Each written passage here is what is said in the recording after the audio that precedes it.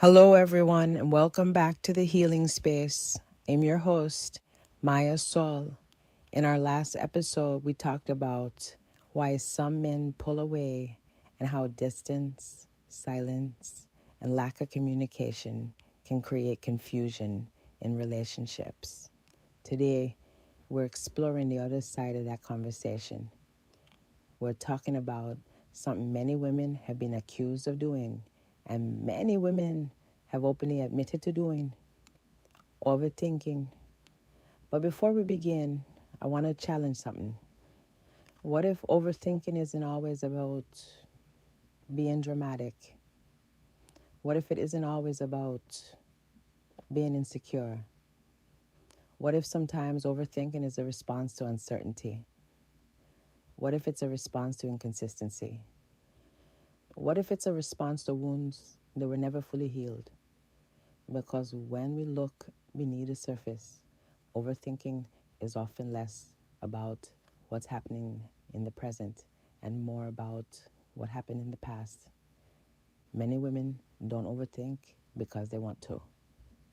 They overthink because they're trying to protect themselves from pain they've experienced before. Think about it. If you've been lied to before, you may question what you're being told. If you've been abandoned before, you may become sensitive to distance. If you've been betrayed before, you may pay closer attention to changes in behavior. What looks like overthinking on the outside is sometimes self-protection on the inside. Now, that doesn't mean every fear is accurate. It doesn't mean every concern is valid, but it does mean there's often a reason behind the behavior. Many women are highly observant. They notice changes in energy. They notice differences in communication. They notice patterns. They notice when someone is fully present one week and emotionally unavailable the next. And when those changes happen without explanation, the mind starts filling in the blanks. The problem is that our minds don't always fill in those blanks with truth. Sometimes they fill them with fear, and fear can be a very convincing storyteller. And before long, a person can create an entire story without having all the facts. This is where communication becomes so important because uncertainty often feeds overthinking. When communication disappears, assumptions take over. When clarity is missing, fear often steps in to fill the space. Most people don't spend hours analyzing text messages when trust feels strong.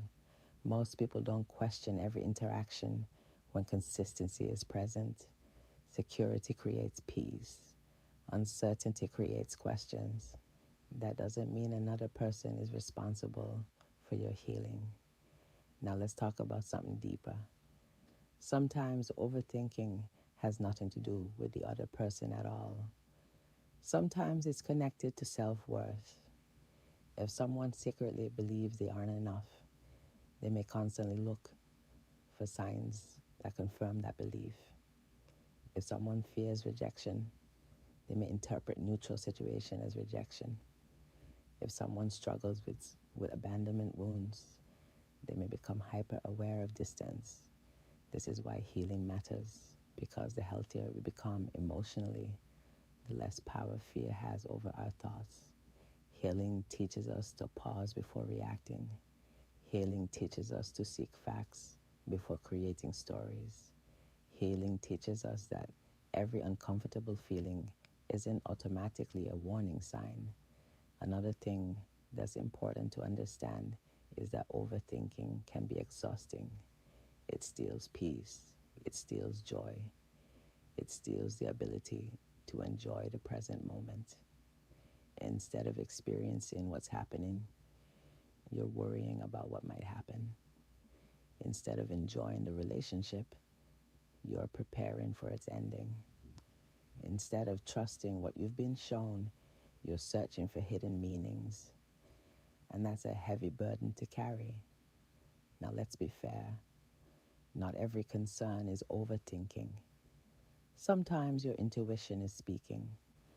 Sometimes you're noticing patterns that deserve attention. Sometimes your concerns are valid. The key is learning the difference between intuition and fear. Fear is often loud, chaotic, and urgent. Intuition is often calm, steady, and consistent. Fear panics, intuition observes. Fear assumes, intuition notices. Fear reacts, intuition reflects. Learning that difference can change your relationships and your life. As we close today's episode, I want to leave you with this thought. Many women don't overthink because they're trying to create problems. Many women overthink because they're trying to avoid pain.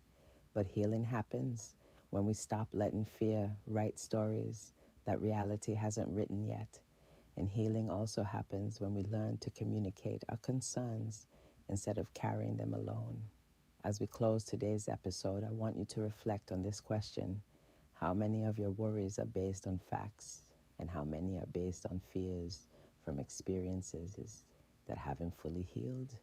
Until next time, keep healing, keep growing, and most importantly, keep choosing yourself.